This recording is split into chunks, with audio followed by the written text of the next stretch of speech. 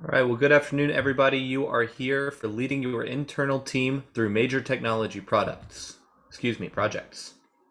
Our course objectives for this webinar are to develop a high-level plan for internal project management for technology initiatives, create a list of expectations from internal project stakeholders/team members, and to build criteria for evaluating which partner offers the project management expertise and methodology that best fits your team and needs. Please, if you haven't already done so, make sure that your first and last name are in your Zoom ID tag, especially if you're asking for credit. This makes it a lot easier for us to make sure that you get your credit. And if you will, please enter into the Zoom chat, whether you'd like CAE or CPE credit or both. Course format today, went over that already. You can use the chat button to message the group or a particular person. Unless you are speaking, please stay on mute to minimize background noise. I have a busy road right next to me, so I'm going to go on mute in just a second here. However, you feel free to unmute yourself if you'd like to speak up, if you'd like to ask a question or add commentary. You can also do the chat, or you can use the raised hand function in the participants icon if you'd like to be called on by the moderator.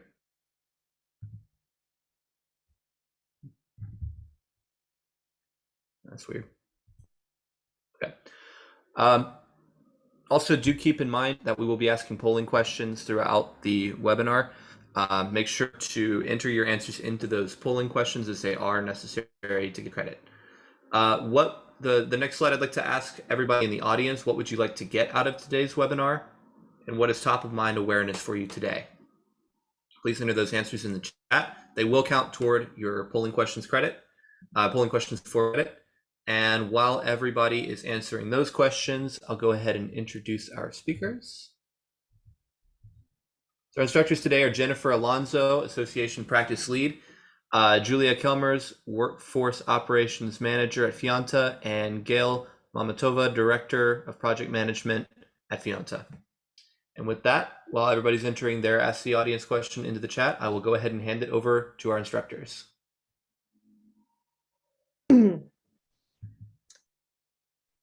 Great, thank you so much. And I'm really happy to see you all here. And I'm actually, it's funny how there's just a small world. Someone I used to work with, hi Todd, Hash is here, and I think Andy Lomaski is here as well. So it's good to see you all, and good to see everyone. What we're working with today is how to successfully manage your technology projects internally for your association. And for Gail and Julia, a couple of things that just came up in the chat. Learning how to better manage our next database build in about 3 years. And I just want to underline, now is the time to be really thinking about setting the stage for that database build. So I'm so glad you're thinking about that already, Kirk. Thought this would be interesting and useful. So good job, Julia and Gail.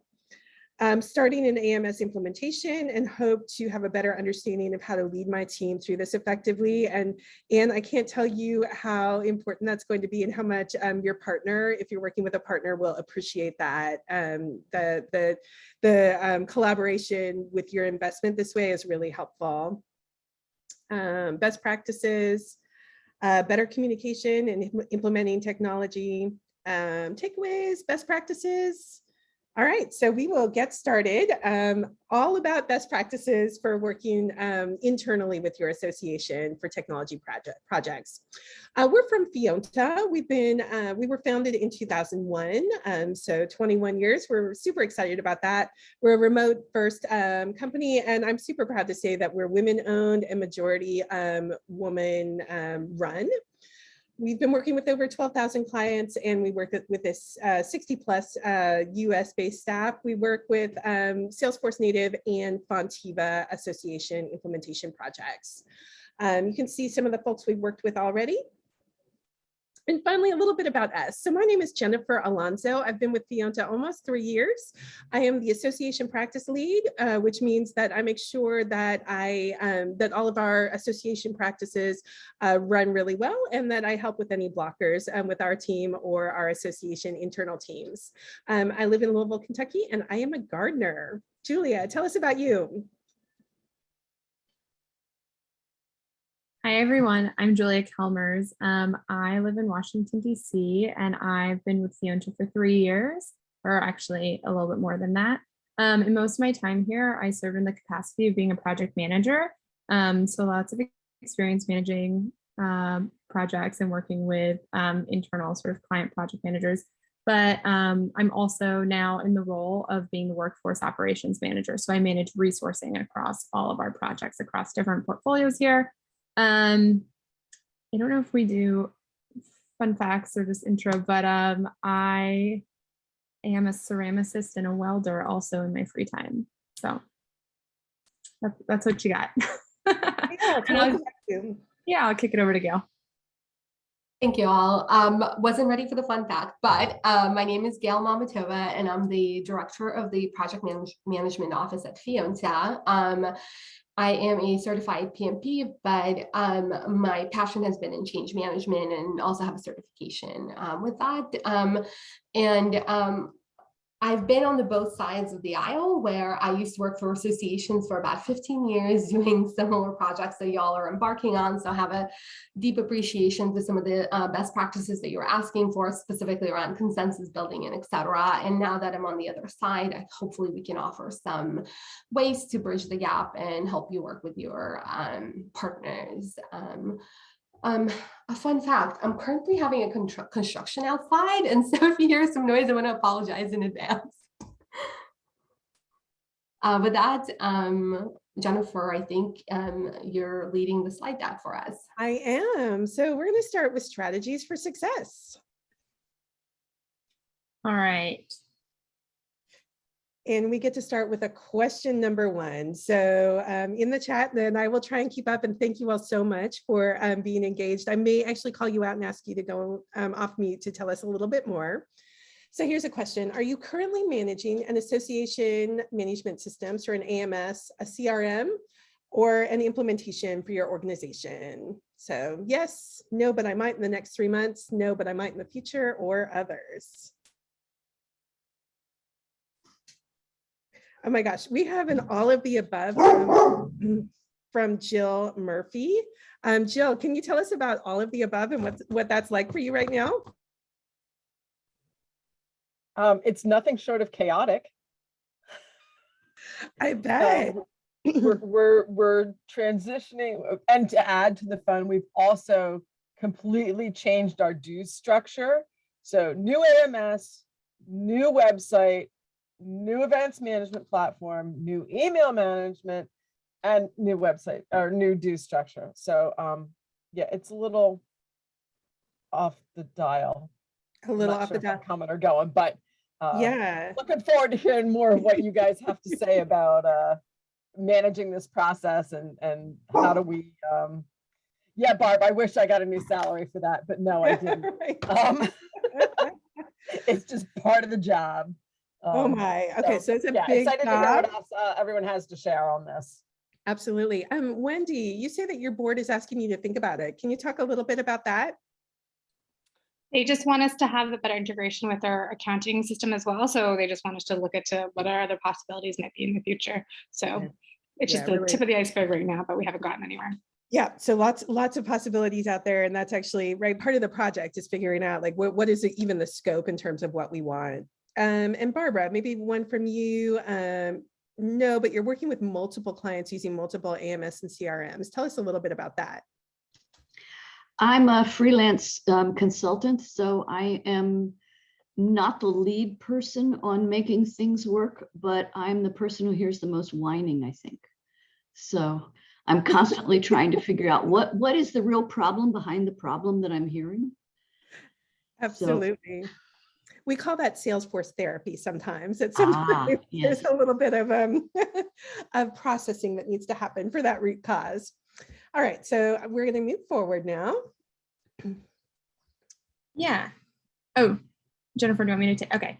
So I'll talk to you guys a little bit about, strategies for success and why to have an internal project manager. So when you are starting a project, you might get a question internally saying, hey, we hired an implementation partner. Don't they have a project manager? Why do we need to sort of like supplement that service? And the answer is yes, the implementation partner that you hired probably does have a project manager, and you're kind of getting their whole team along with that. You'll get your tech lead, you'll get your business analyst and all the other roles. But also every association and every organization is really, really different. And they all have sort of traits and characteristics, unique to themselves. Everyone always has something sort of special and unique about them. And so having someone on the, I guess I'll say, an internal project manager, meaning on the client side, is super important, to have someone who's embedded in that organization and who really understands everything that's going on in sort of the context of the work and the project. And then that internal project manager can really partner with the project managers, in this case, for example, with the Fíonta team. In my experience, having an internal project manager on the client side is just really, really key to any project success. It's a huge marker. Having one indicates that things are gonna, things are off to a good start, and we'll keep things going well. So I think we can talk next about the value that internal project managers will bring to projects. And let me see. Can you guys see a slide deck real quick? I just wanted to check with folks. No, currently we can't. So 1 second, let us get that sorted out so we can share so I think it just advanced one more. Awesome. Okay. So what's the value that internal project managers bring to projects? And here are a few key things. So one of them is managing stakeholders. An internal project manager knows the folks that work at an organization or an association. They understand everyone's different roles, and they typically, have those good soft skills that can help, you manage up and manage down and things like that. So having someone in that role is just super, super helpful when it comes to communications and just a bunch of other sort of tasks. And the next one is an internal project manager can support with alignment, making sure that stakeholders and subject matter experts and other people on the project are all aligned internally on what the goals are for the project from an internal perspective, and also making sure that there's alignment between the implementation team and your organization. You can't really have a successful project unless everyone's aligned on sort of what needs to be done and what that measure of success is. And an internal project manager just really, really brings value there and the ability to sort of drive consensus. Next, an internal project manager is oftentimes the best person to help with the prioritization of tasks and work that will happen throughout the implementation project. I will say every project that I've ever been a project manager on, we've definitely ended up with a list of work greater than what we originally set out to accomplish. And so there's always some discussions, right, that need to happen around, do we want to shift priorities? What tasks sort of take precedent over others? Are we going to postpone some tasks or sort of not tackle them altogether? And internal project managers are really, really helpful in facilitating those conversations. One, because they really understand the business needs of their organization, and two, because they have a lot of trust and sort of street cred built up with the folks that they work with. And so they're able to really facilitate that conversation. And that then helps the implementation partner, like Fíonta, really make sure we're executing on what's most important.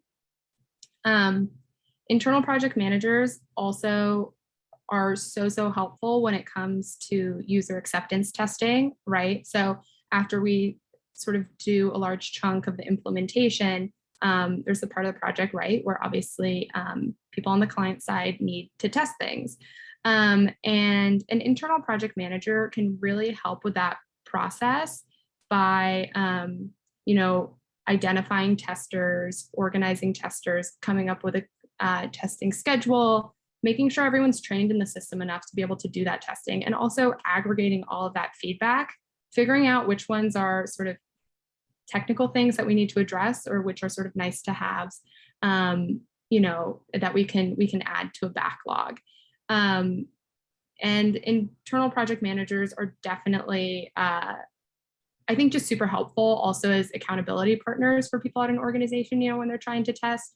An internal PM can hold like office hours and things like that, just to make sure that everyone is testing as they should be and they're on schedule, and you're delivering feedback to your implementation partner in a timely way. Internal PMs also support with feedback loops. So a good example of this is during the user acceptance testing phase, or when the project is going live, there's a lot of stakeholders on the client side that are going to have tons of feedback. And this internal project manager can help channel that feedback to the right team so it's addressed in the right way at the right time. So maybe it's process improvement feedback, and that can be directed to, Fíonta's PM, for example. And that doesn't need to happen immediately, but maybe there's some technical feedback that sort of needs to be addressed right now. And the internal project manager can help drive that communication towards the technical team so they can make those changes. Maybe they're getting feedback on change management and adoption strategies, and they can, the internal project manager can ensure that that's going to the right group. So really that role is, the internal project manager role is super key in just making sure the right information makes it to the best people who can address it, and really closing those feedback loops. And I think the last one, and super, super important, is just internal project managers can help with change management, right? So we can build a perfect, system, right, that comes in under budget and, like before it was scheduled to finish. But if no one uses it, then the project really isn't successful. So internal project managers can use their skills, which we'll talk about a little later in this presentation, to make sure that people are being brought into the project at the right time, that they feel that their voice is being heard, that they understand the value of the product that is being built, and that they understand how to incorporate, that new system into their everyday business processes. And obviously, an internal person is best suited to have a lot of those conversations. So I just talked a lot in that slide. Jennifer, do you have some questions? Yeah, we have a really good question. So it's global.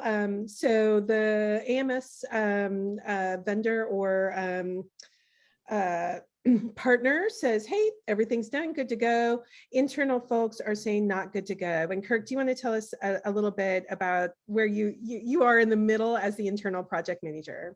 Yeah, yeah. So we have an annual award where we put in about 700 applications from our members, and every year we get judges. About 300 of them need to be judged, but in order to turn those previous awards off, I essentially have to delete them, because when you say deactivate award, it doesn't take it away from the judges. And our AMS said, well, you didn't tell us you needed to do that. And I was like, well, it's an annual award. Wouldn't you, when you say don't use it everywhere, it doesn't work. And they're like, well, but it wasn't in the requirements. I mean, we just get a consistent, well, it wasn't in the requirements. And it's like, well, you didn't ask the question of what do we need to do. And we came in, they wanted to come in 3 times over budget, but we came in double over budget, and it's working, but not as much as we should. And the response is, well, why don't you know the system better? And I'm like, well, isn't that why I hired you? Right. So I have a couple thoughts. Do you have some more context that you want to provide before I answer that, Kirk? What context in which way? Or I just didn't know if you had any additional thoughts that you wanted to add. I mean, how I got dragged in about a quarter of the way into the process because of we had some interesting things happen in our office. But when they were like, well, no one told us this, I was like, well, why didn't you ask the question? And then they were like, well, you never told us that. I was like, well, how do I know what I don't know? Like, right. So I think, yeah, that's definitely a pain point that I've lived during implementations, when I was an internal project manager at other organizations before coming here. And I think your sentiment of like, you don't know what you don't know. So you have to really trust an expert to ask you those questions is probably resonates with a lot of people here. And I think that speaks to the importance of having a strong internal project manager who can answer questions when they're asked, right? Like surface information as needed, but also the importance of like just, working with a close partner who can ask you not just sort of like the lowest common denominator questions, but also based on their experience, what sort of pitfalls might happen on projects like that, what bugs typically come up and things like that. And so a good pairing of project managers on both sides should be able to help work through that. But that I've definitely lived that too. And it's a real challenge. And Kirk, are you asking how your organization can pivot now? Is that the question a little bit? I mean, we're, like I said before, we're probably 3 to 5 years out from pivoting. I mean, we had such a trying experience of implementation that none of us want to go through that for a while, that we're making do with what we have.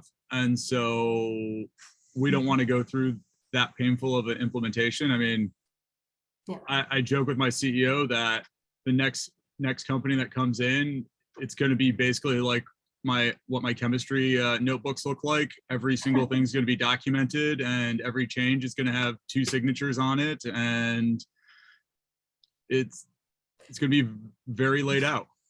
I would also say one of the things to always consider, having been on both sides, is that our requirements sometimes do change. What we wanted to do at the beginning and what we want to do 5 years out, since we have a CRM, might look very differently. Our business processes change too, right? And so part of change management is kind of managing those expectations and making sure you're keeping some of those issues that are coming out, the feedback that your users are giving you, the pain points that you're experiencing, and then iterating on that consistently, like that backlog of issues that you're working through, and making sure that CRM is kind of like moving forward with you, and not just like we implemented a system and now it's stagnant and we're never going to touch it until we bring in a brand new system. And I know like we work with partners that may have started with certain business processes at the beginning of a project, and now they're implementing whole new things. And that means we're just going to continue iterating and building on that with them. And I know, and part of that is having a project manager that's willing to learn the system and act as a system admin. They can continue making those little tweaks. So it is an investment on like association, on nonprofit end, on ensuring that the project managers who are kind of embedded with us into the project are learning ways to do that, or creating like backlogs that they're able to prioritize on an annual basis, iterate on that. Like Jennifer, I don't know if you want to talk a little bit about that from a technical. And I will talk just quickly about that, and then I'm going to answer one other question, and then I'll encourage us to move on just so we make sure we get to all our questions and everyone gets their credit. So the question that I think actually speaks to this is from Susan. She says, are you going to contrast the internal PM role to how you see the partner PM role? And this is, I think, really important. So for us as a partner, so the PMs who work in my practice, their job is to make sure that the project schedule and budget and resourcing move forward and are smooth. They do not go to their job is not to make sure that the client has the right folks in the right room, or to make sure that that our partner is checking in with their folks and keeping their folks on the train. Now, sometimes we do that, and it ends up costing our clients more, right? So if our PMs have to go into our partners or our clients' side of the PM partnership and bring their resources in and try and figure out how to make sure that our partner is staying on time and on budget. It costs a lot more, and it's really often really ineffective, right? Because we don't know your data, and we don't know your people, and we don't know your association. And so often what happens if the if our PM ends up PMing on the other side and doesn't have a good partner, we can easily make mistakes. So our real expectation is that it's much better if we have a strong PM on our side and a strong PM on our client partner side, so that they're working together, lockstep, to make sure that the two teams and the groups are working together. Julia, I'm going to go ahead and change slide and move on. There's some more interesting conversation, and hopefully we'll get to it at the end. Okay, that works. Okay, so we talked about the value that internal project managers bring to these projects. But here are also just a couple of drivers for success that we see pretty much across the board with our projects. So internal project managers should be available. If you're serving as an internal project manager, you'll be needed for different amounts of time for different types of tasks throughout the life cycle of the project, be it, a discovery, implementation, sort of post-launch support or things like that. But you will probably be spending the most time on the project out of anyone else at your organization, because you'll be in just a ton of conversations with your vendor, you'll be getting everyone on the same page at your organization, you'll be trying to build consensus, upwards with like key stakeholders, and then just also like downwards with everyone else at the organization. And you'll just need the bandwidth to really answer questions and provide responses to things in a timely manner. Just so there's no impact on the project schedule. So availability is definitely key. Visibility within the organization is also super important.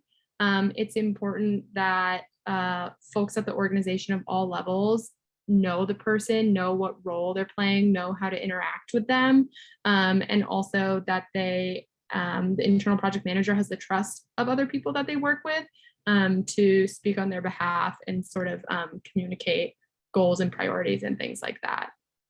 And that sort of bleeds into the next one, which is just buy-in. Like, everyone really needs to know what this person's role is and make sure that they are aligned on the priorities of the project, the goals of the project, the vision for the project, and for future state, and just making sure that there's real consensus around that.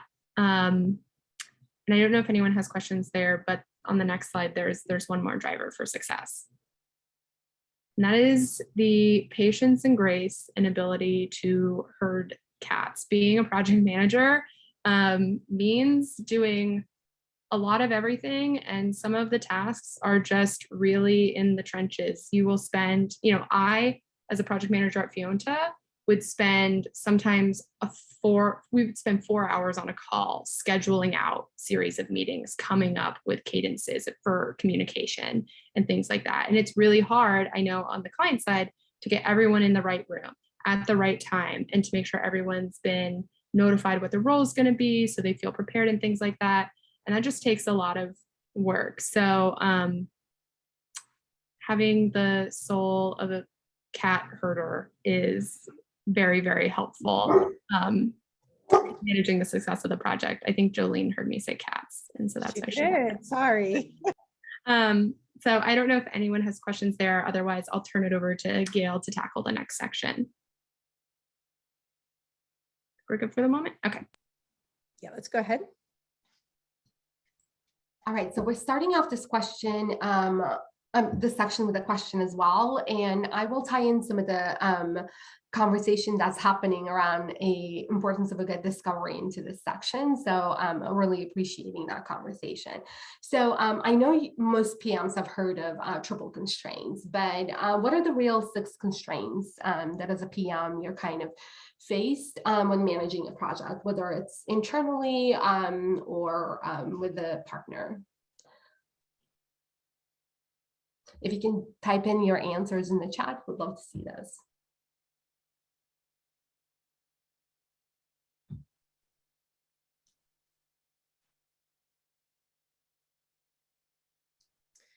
Got time, Vodka. budget, time, money, vodka, time, budget, time, budget, people, time, budget, resources. No clue. That's why I'm here. Finances, staff, patience. Love it. Well, Yeah. motivation of team. Okay. I love it. I don't PMI had vodka or whiskey on their list, but I'll make sure to let them know to add those. But if we go to the next slide, Project Management Institute says that there are the 6 project constraints are time, which I saw a lot of you say, cost or budget, scope, quality, benefits, and risks. So I kind of want to spend a little bit of time going over what that means. We're all aware of like the time and the cost component that kind of impacts your scope. Sometimes you have to be out of your system by a certain date. And so creating a system with all the bells and whistles is not an option as part of your phase 1 or your minimum viable product, right? So when you work with a partner, ensuring that all those time constraints, like if you have an annual meeting or a huge fundraising effort or anything of that nature is surfaced, as an internal project manager, it's critical because that allows us to operate within that constraint. And time always impacts the budget. So in a world where you have all the money and all the time, you could create the system that does everything. But in the association space and nonprofit space, where most of the times are limited by budget. And so identifying what are some of the critical requirements. We talked a lot about in the comments about requirements, making sure those things are surfaced. What are the critical requirements to your business are surfaced and help us prioritize that so we can make most of your budget is something we rely on our internal PM to do. And now if you are unsure, this is where bringing in your subject matter experts to help us prioritize is critical. And that in turn impacts your scope. So once we know when do we need to go live by and what's the budget is, we can determine what we can actually do. What is that scope of the project and what is that minimum viable product that we need to go live with? And once we do that, this is where project managers really help us maintain an eye on the prize, right? These are the things that we need to accomplish to go live by, and this is what's critical to our business. And keep this subject matter experts sort of on track on making sure that we're not adding additional scope. There isn't any scope creep that would impact your budget. And I know I read someone say like your project when end up costing you double. This is where the scope ends up, costing you double. Keeping that eye on the scope is critical. But those 3 constraints are just like not the only constraints you're limited by, right? The system needs to work. It needs to have the quality as we talk about. It needs to be usable. We can't say that it doesn't, like if users get in and they can't actually do what they need to do, then we haven't done our job. So this is where internal PMs could really help us provide feedback. During the UAT, making sure that you're surfacing what your testers are saying, what things that are working, not working, or if they weren't configured appropriately so that we can like nail down the quality is critical. And when communicating how you arrive at MVP benefits, so making sure you're continuously talking to your internal stakeholders about how the new AMS is going to benefit to what they're doing and the impact it has, right, on their day-to-day. And this is where our internal PMs are the champions. They're the ones who are leading that change. And finally, as you're seeing how your stakeholders react, making sure you're surfacing those risks and helping us mitigate those, right? If you're making a huge investment and making sure that anytime you see a risk surface, understanding like what your organization's tolerance is for the risk and communicating that to your partners so they can get ahead of that would be critical.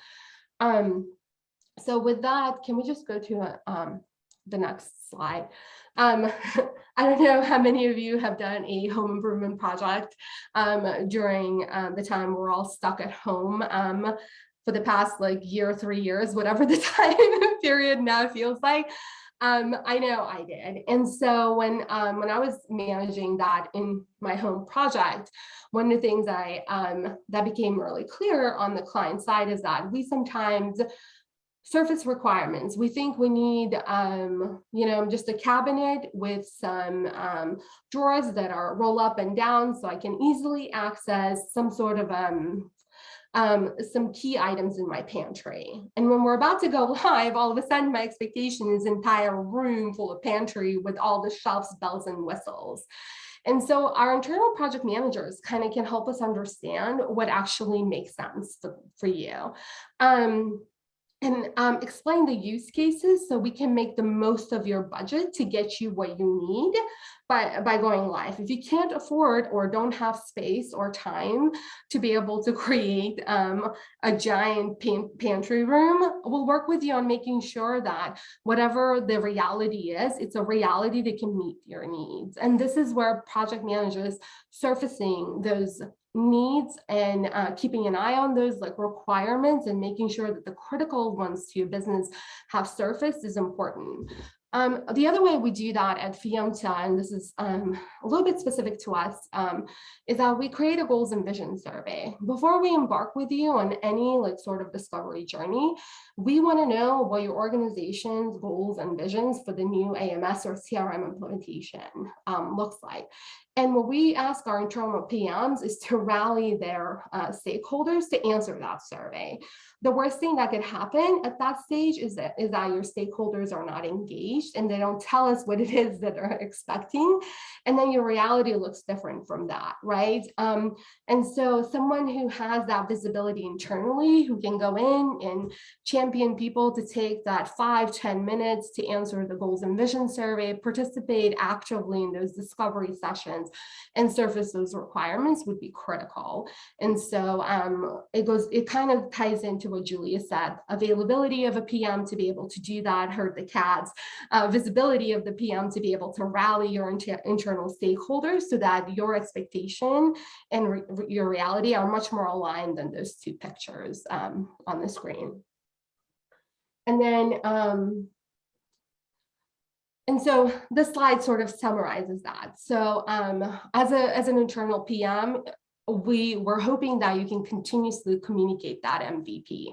Whatever we decided at the end of discovery, we're asking you to make sure that you're keeping your stakeholders aligned with that so that we can make sure your expectations and your reality actually match. Keeping your stakeholders tracked and engaged so that they're answering the surveys, they're participating, attending the discovery meetings, the demos, the trainings. Help us analyze your critical stakeholders. Do you have people who are going to be champions of your change, who they are, so that we know we're engaging them through the critical milestones? Do you have people who are opposed to a brand new AMS because they had a crappy experience? Like, how can we engage them early on to make sure that their voices are heard, their needs are heard? Surfacing risks and helping us mitigate those. Hiring a partner and just kind of being like, all right, you have a PM, I'm done, doesn't usually work. It's a huge partnership, and letting us know how your internal people are reacting, what their risk tolerance is, how can we mitigate that, will help definitely drive that success. And then implementing an AMS is just like not the end of the story. There's the change management, there's like continuation, making sure that you're keeping track of those parking lot issues that are not part of MVP, creating a backlog, and then thinking about those improvement projects post go live is something an internal PM can do. And make sure keeping your internal stakeholders updated. Hey, we know you wanted to do X, Y, and Z as part of this. Unfortunately, the time or the budget won't allow and it wasn't a priority. That being said, we're going to tackle that as phase 2 or when we have an internal admin. And so that your stakeholders continue to stay engaged and they'll feel like their voices are not being heard. I'll stop here and I'll ask if anyone has any questions before I pass it on back to Julia. All right. Before I go into the next section, I just wanted to add something to what Gail said that really, really helped on projects that I was on and just at Fíonta. So Gail mentioned in this slide and in the last slide, just the importance of keeping stakeholders engaged and motivating them to provide buy-in. A couple years ago, when Gail mentioned how we were, we would send out surveys or questions in advance of a project to see how they would define the project as a success. Gail also encouraged us to ask, what are the things that would make you consider this project a failure? And executives' time always feel really precious and hard to get, but sometimes you'll actually get a lot of quick answers and sort of like substantive inputs by just asking people like what they don't want as opposed to what they do want. And that is just like another great way to get all that information. And so that's sort of a kudos to Gail and just like a tip for everyone if you're in that position and you're trying to gather that information. Okay. So what type of service or what type of PM services do you need from vendors? This section is around just determining what level of PM-manship, I would say, you need from the vendor that you're going to hire. So quickly, if people can drop in the chat, just a project management fail story. We've all had them on our projects. Maybe you make it to the end of your projects and you decide you want to integrate another database altogether. Or maybe you plan go live the week between, Christmas and New Year's, and that's obviously an availability issue or things like that. So if anyone has any, I'll look in the chat myself, any project.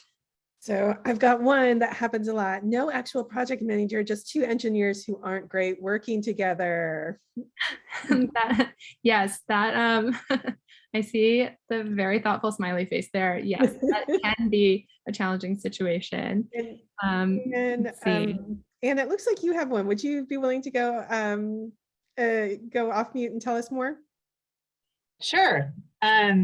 So my marketing manager director was on maternity leave when we were going through the initial selection of our website management system last year.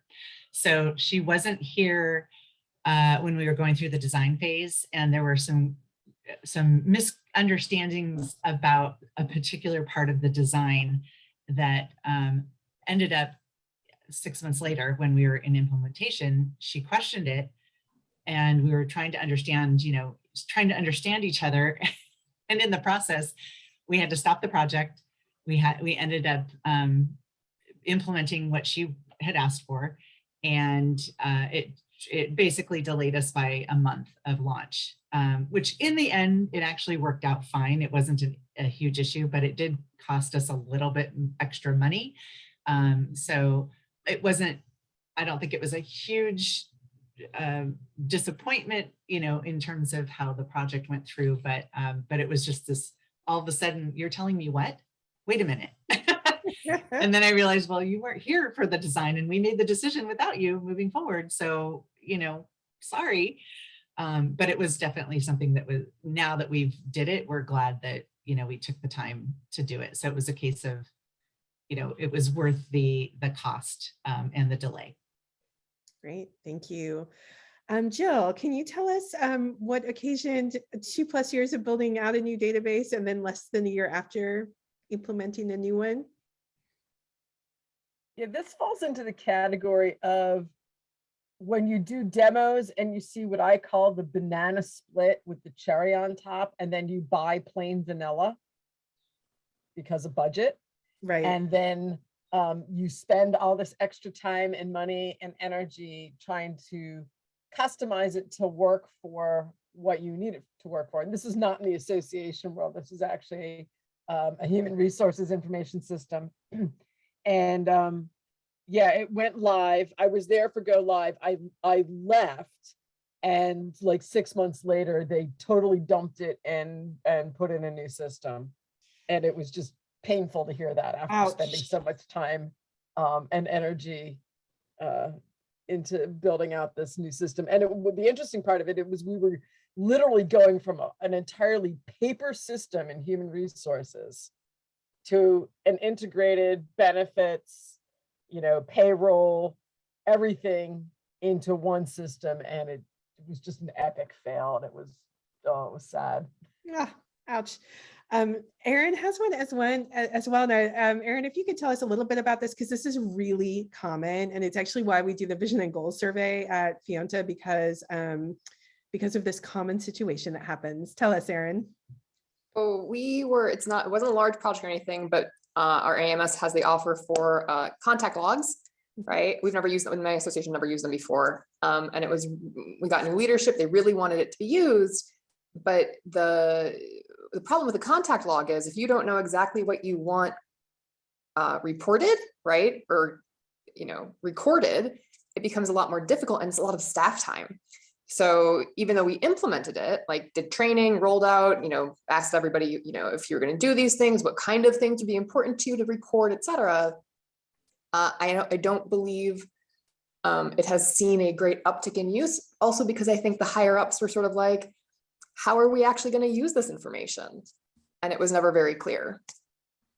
Great. Thank you for sharing. Gail and Julia, should I move on slides or you all have some things? Oh, and I was going to say, Erin, before change management became such an embedded part of implementing systems, I think buy-in wasn't really thought through, right? Like we're going to bring in a brand new system and it's going to solve all of our problems, but there is this human aspect to it. And this is where I think having buy-in is critical, and project managers can really help with that. I know at Fíonta, change management is such an embedded part of implementing technology. And if you don't think about that, a usability aspect of it, I know for every AMS and CRM system we implement, if there is an issue around buy-in, we 100% recommend usability testing, where our UI folks come in and sit down with stakeholders and watch them use the system and kind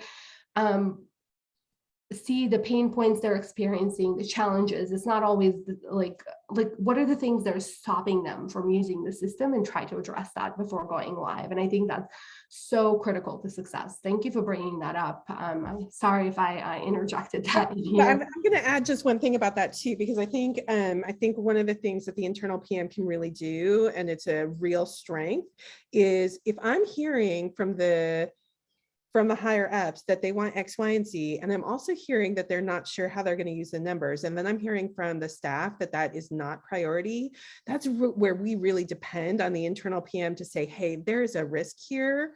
And sometimes we can get our execs to talk to your execs, right? And mitigate that risk. Because I really think truly the last thing anyone wants is to spend a lot of money on a system that no one's going to use because the data is not useful. Yeah, I think Jennifer's right.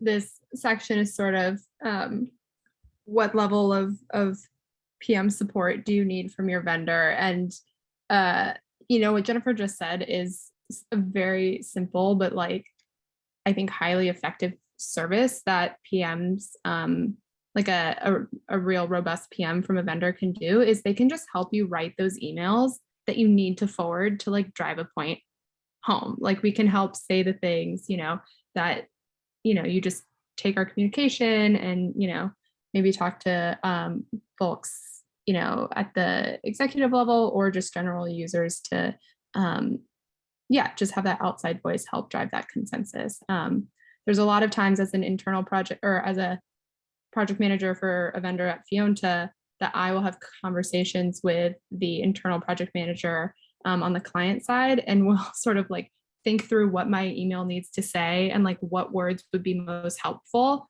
and I'll send it to them. And that can just be a tool to really help, flesh out some of these conversations and misalignments. Okay, so what to consider when you're thinking about what type of project manager you need from your vendor. First question is, does your organization already have an internal project management office? Or do you have a certified project manager at your organization or association, or just another staff member that has, sort of a wealth of experience, or possibly, some other certifications. If you have that, then that's fantastic. And that's like a great asset to have on your project.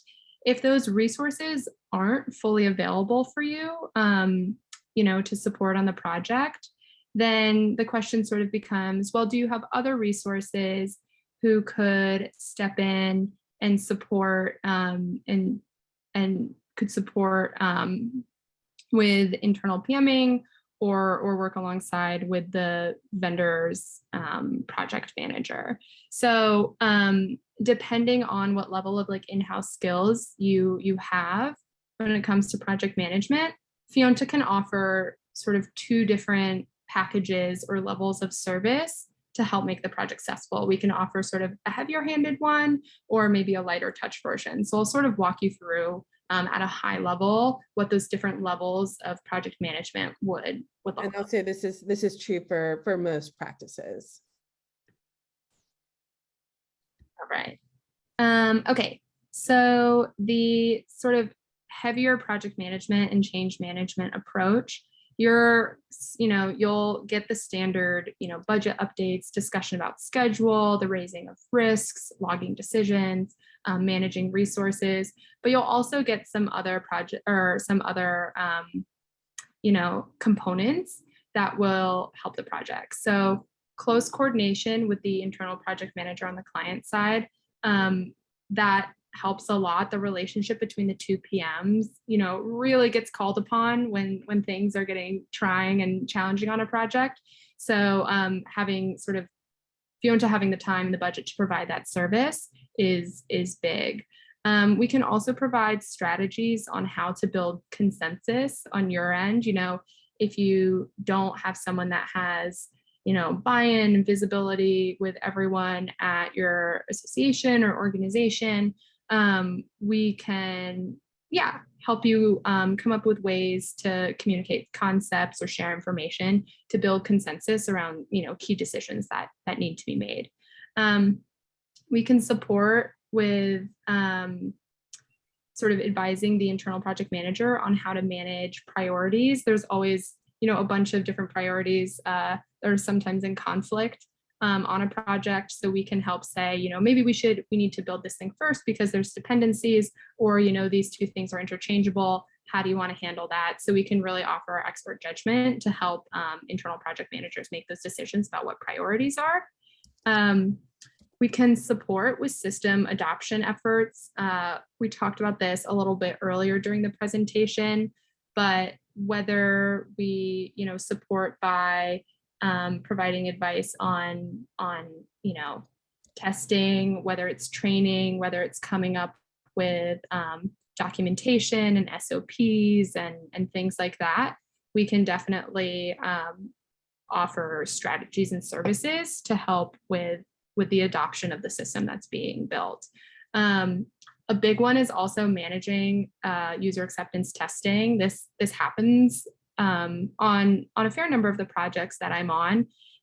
Clients sometimes just need someone to help come up with the, agendas for the training sessions to make sure testers know how to test, or help identifying who should be in which group. Or maybe clients really just need sort of an accountability partner, and Fíonta will provide a resource to sit in a Zoom for 2 hours and people can come in and test and just like ask that person questions.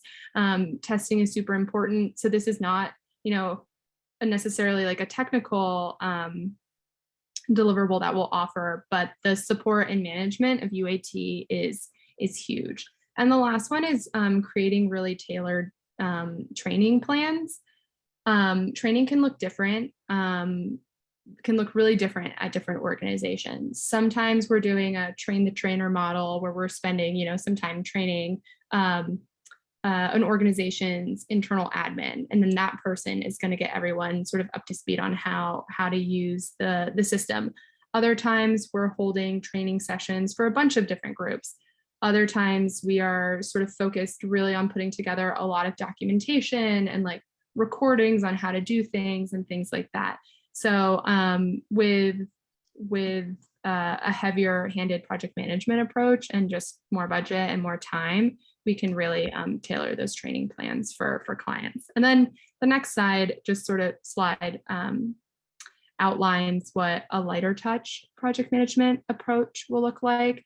So you'll still get the same sort of budget schedule, you know, updates, check-ins about risks and things like that. But the check-ins with the project manager on the client side might be just a little bit less frequent. We can also weigh in on task prioritization, but ultimately we'll default to the organization or the project manager at the organization to drive consensus around what the prioritization of tasks should be and to really communicate the pros and cons there. So we can weigh in there some, but we're really dependent on the internal project manager to help identify priorities to make sure we're working on the right things. And then we can do a much lighter touch version of training. So we can schedule training sessions and maybe produce less documentation or things like that. So there'll be components of all of these things on projects, but it's just a much lighter touch. Does anyone have questions about that? Can I jump in? One of the questions that was earlier asked is what's the difference between your partner PM and our internal PM? It really depends on your needs and what you're really asking from your partner. I know this is like the area sometimes overlooked when you're looking for an AMS partner, because we really focus on those like technical chops, right? Like, do we have the right developer? Do they know our current system? Do they, you know, are they experts in the new system?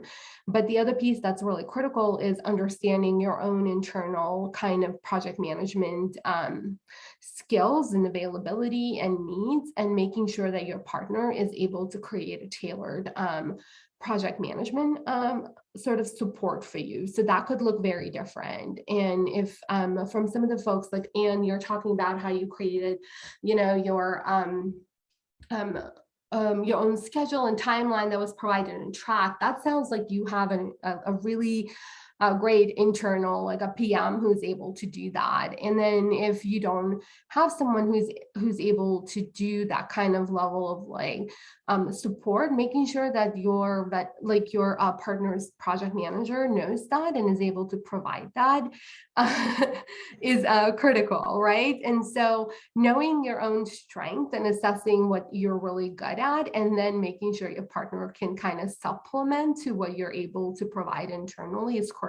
So if you don't have someone who's, you know, has those change management chops, make sure you're asking for that. If you don't have a project management software, ask them if your partner has one, and can you, will you be using that for your project? Like, those are really good questions like to think about. And for people who answered early on and said, hey, we're going to be thinking about implementing an AMS, hopefully like the two project management approaches will allow you to think about what it is that you need come to, like, when you're like selecting a vendor to help you implement your AMS.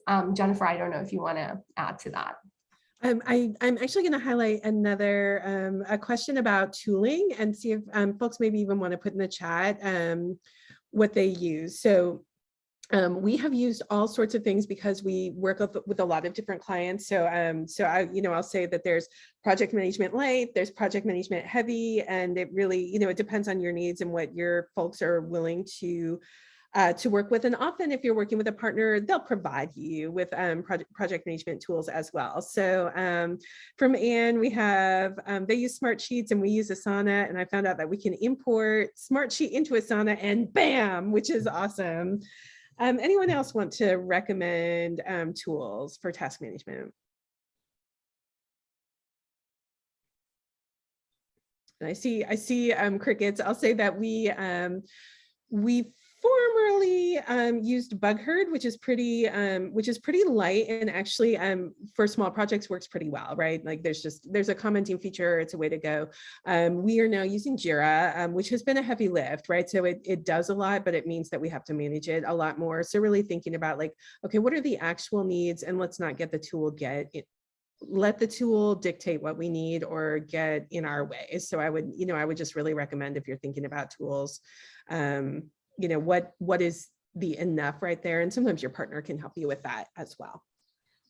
Yeah, and I would say if internally, like you feel like the best you can handle is an Excel spreadsheet, that also could do the trick. I wouldn't whatever. One of the key lessons here is like knowing what works for you, for your users, and making sure that you're like surfacing not only your like AMS needs, but also like what works for you from project management perspective, and is critical. But yeah. With that, I'm curious, this is, I think, our last question. What do you feel like are some of the key takeaways for you from this presentation, or what you had hoped we addressed? If you could put those in the chat. Okay, and I love this. Kirk says document, document, document. And I really think that is incredibly important. And I will also, I'll also say we have recently been working with senior BAs, so folks who really know how to elicit information, and that has really changed our practice and really helped us get those documentation skills and eliciting that, like, not only do I need this to go in, but I also need it to go out requirements. Wendy says herding cats is a skill. Ditto, Kirk. We should use a PM often. Communication, yes, cat herding is a skill. Ditto, Kirk, and finding those ambassadors and people managers. And I'm actually going to say, I worked for a practice before that did not have professional PMs. And I can't tell you, when I came into Fíonta as a tech lead and I did have a PM, I was like, this is great, because these are skills I don't have. The PMing skills are not my skills, and that's okay. So being able to say, hey, I really need someone else to do these really important skills, I think is really, and really being able to say to your organization, we need someone who is a good PM. It takes time, it takes effort, and it's a real thing that takes real time and money. Okay, Sybil, trying to figure out the questions you don't know how to ask in advance. Yeah, that's where having that professional BA and then a PM who can really help document that would be helpful. We do not have a professional PM, but our PM is definitely organized. That person is on their way to being a PM. Having the right volunteers on board that want to create a good system. Agree. And Lorraine, I think what you touched upon is critical. In change management, we call that change ambassadors, or like sometimes also in project management referred to as like your super users. And one of the critical things to think about is, especially if you have a huge sort of resistance to a new AMS or anxiety around that, is creating a program with those ambassadors to make sure that they are the ones helping you herd the cats. And it will be really critical in larger associations where one project manager trying to herd the cats, as important as that skill is sometimes like outsourcing that to those change ambassadors and making sure they're helping you do that will, like, A, take off the load off of you, but also B, make sure that you have some people who are helping you do that cat herding is critical. So thank you for all your comments. So what we had hoped, next slide, please, you would take away is that some strategies on how you can create your own project management team internally as you're thinking about technology project, and what are some of the things you can think ahead of. And a lot of you posted that in the chat, which is great. Another one is how to set realistic expectations and making sure that you're aligning your internal stakeholders around that.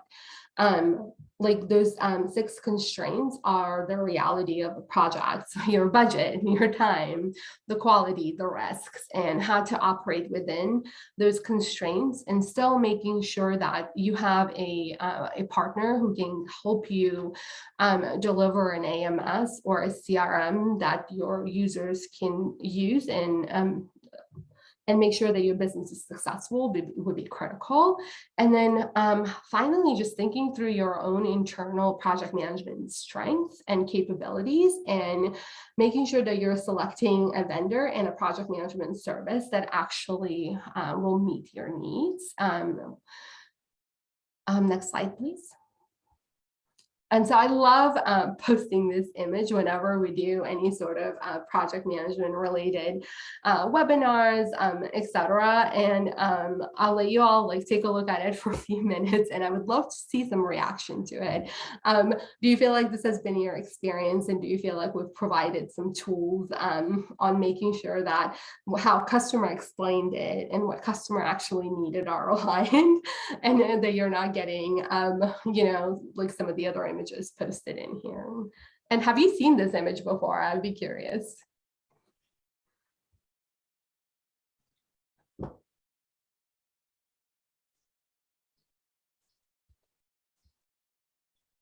Ah, Becky, you've seen it.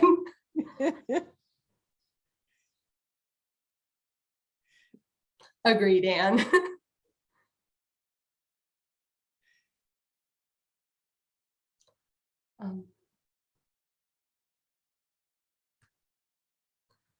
I believe we're going to share some slides, or if we're not, you can always reach out to us and we'll be happy to share it. But when you're looking for some buy-in internally, I find that this image is really accurate and pretty effective.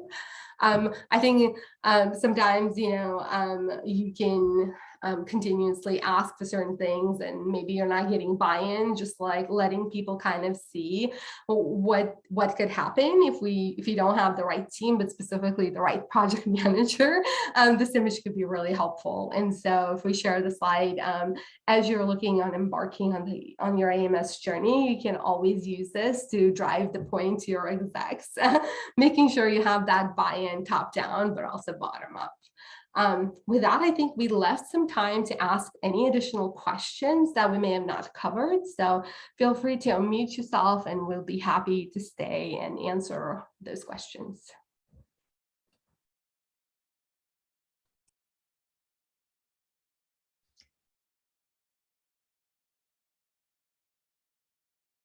And you can also put questions in the chat if that's more comfortable, and then we'll call on you.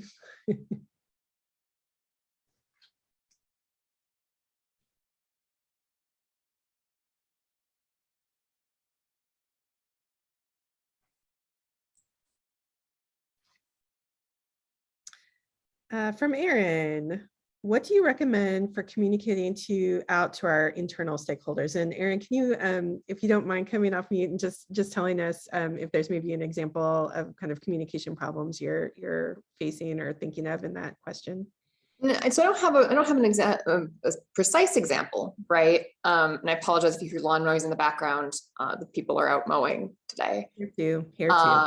But I guess my main example would be, you know, part of being a project manager and part of ensuring that your image does not happen, right? That is not the thing, is communicating and making sure everybody is communicated to appropriately.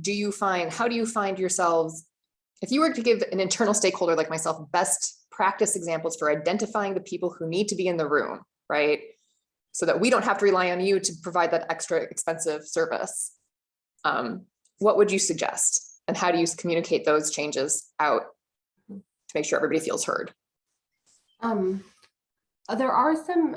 So if you're not looking to hire someone to do this and you're trying to figure out how to do that internally, specifically around communicating change, you'll need, in my opinion, 2 things. One, leadership buy-in. You'll need a leadership to communicate that the change is coming and why it's happening. Whether we like it or not, sometimes hearing from, like, you know, someone at top what's happening is critical. And so that's one. Number two, as a PM, you can create a communication plan. And it's not going to be just one way. It's not like it has to be a multitude of ways you communicate and the message. And if you Google like basic communication plan, I think it'll tell you like the fields you need to think about. Number one, like who are you targeting? Like thinking through how the change impacts different group and how you're going to communicate that, what your key messages, when you should communicate that, what are the outcomes of that communication, just making sure it lands well. How are you communicating? Is it Slack? Is it forum? Is it your intranet? Is it a staff meeting presentation?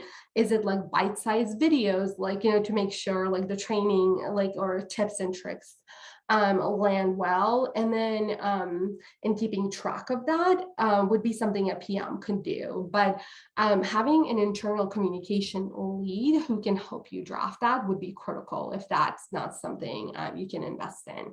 Does that answer your question? I have a couple things that I've seen you do, Gail, which were new for me that I think are really key. So one is the risk register, right? So that we're documenting risks and we're documenting who we talk to with the risks and what our mitigation is. So that like, just like, it's like a thing that is there all the time and part of a meeting, so that when the worst happens, which it might, when there's risk, that, you know, that you've already talked about it, you've been talking about it, and you know, it's not new. It's not like a sudden like, oh my gosh, end of the world, because the thing that we were risking did happen. And then the other one is the decision log, which like, it feels really obvious that people are going to remember their decisions and, you know, what happened a million years ago. And of course, I think Kirk's example, you know, really shows that maybe not, right? Maybe everyone before Kirk came on agreed that like, oh, that isn't a thing, or didn't talk about it. So being able to really be able to go back and say, hold on, here's what we decided.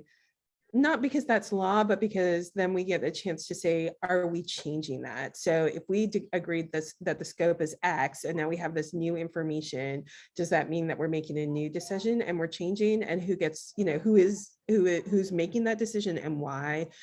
So that you can kind of understand, you know, where things are now and be able to either mitigate anything, or really, hopefully it's better communicated and you're able to say, hey, we have a parking lot, you know, that's on phase 2. We're still thinking about it. You were heard.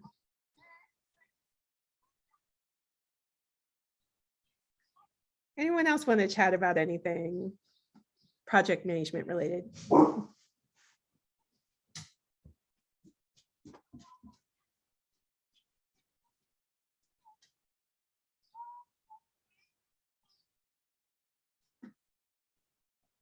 Erin, I added some more tips and tricks, but I'm also on LinkedIn, and I'm like, feel free to reach out. We'll be happy to continue providing some additional tips there.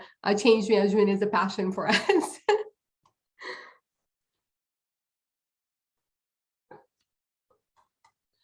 Oh, ROI, that's a, that goes back to the why.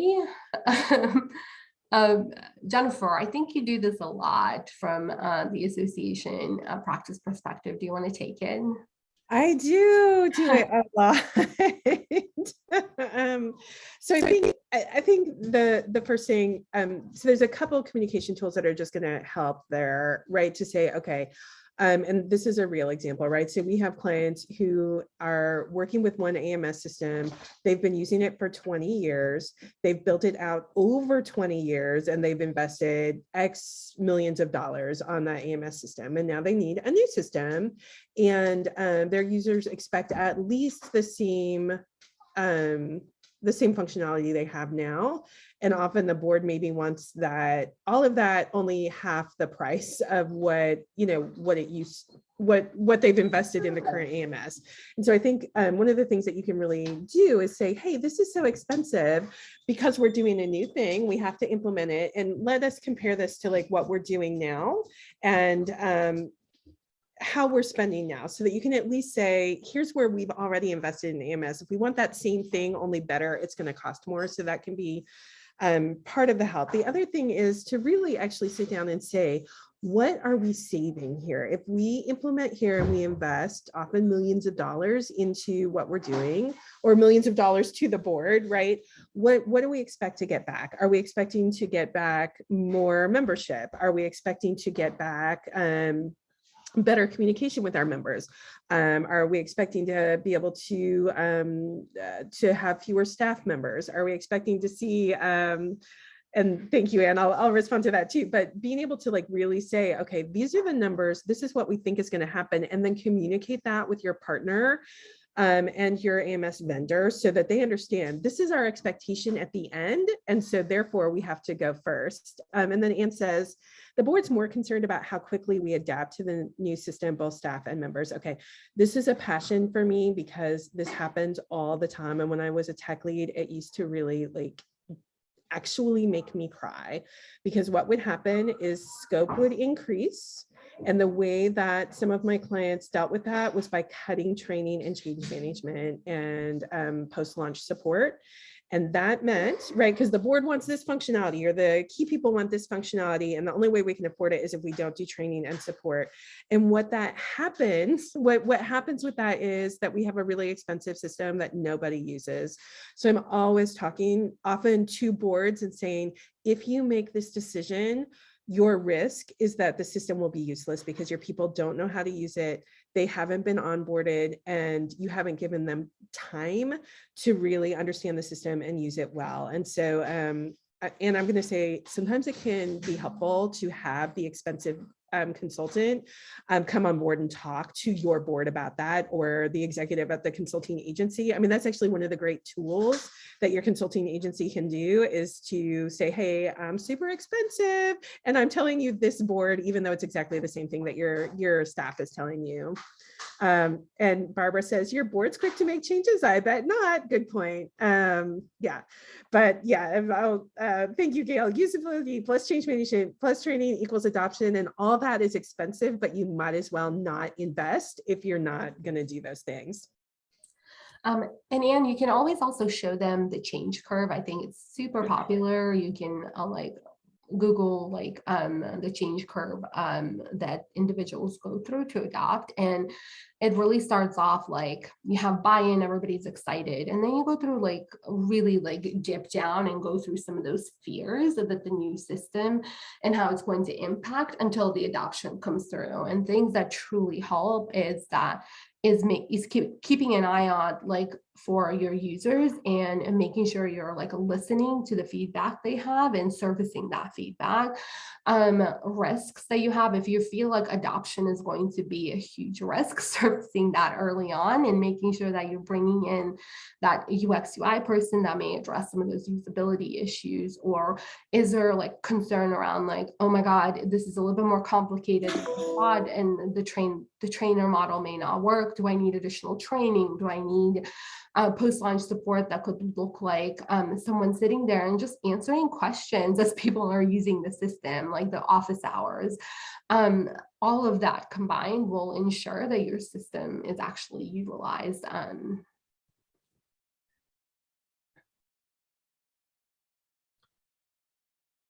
Anyone else? Well, if there aren't any questions, this was a lot of fun. I really enjoyed getting to know you all.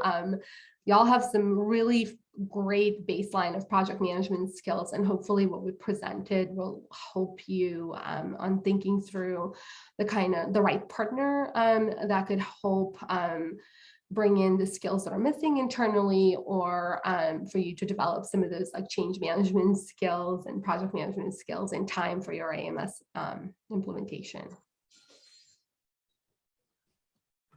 Thank you.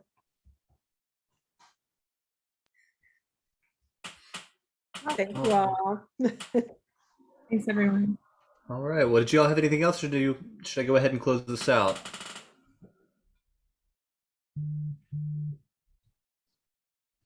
Sounds good. All right. Well, thank you everyone for being here. I loved all the participation. This was a phenomenal session.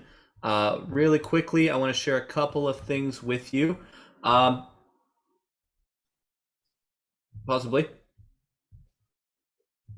There we go. All right. So you can visit our webinar calendar to view our upcoming events at ustranscorp.com/education. And also, I'd like to invite you all, our audience, as well as our participants, to be a thought leader. We are launching a new website in the very near future. And on that website, we have some video reviews from some of our frequent attendees and sponsors. Whether it's your first time or you're a frequent attendee, feel free to follow the link that I am about to drop in the description right now. In the chat right now. There it is. It takes about 1 minute to go and make a Gather Voices video, just telling us what you get out of UST education, and we'd be happy to feature you on our website if you would like to take the time to do that. So thank you so much to our hosts. Thank you to and to our participants. I did have a final thought slide in here, but I'm going to skip that because we already went through that a little bit ago. That's all I have. So thank you everybody so much for being here, and I guess we'll go ahead and let you all go just a couple minutes early. So Thank you all. all right, thank you. Hi, everyone. Bye.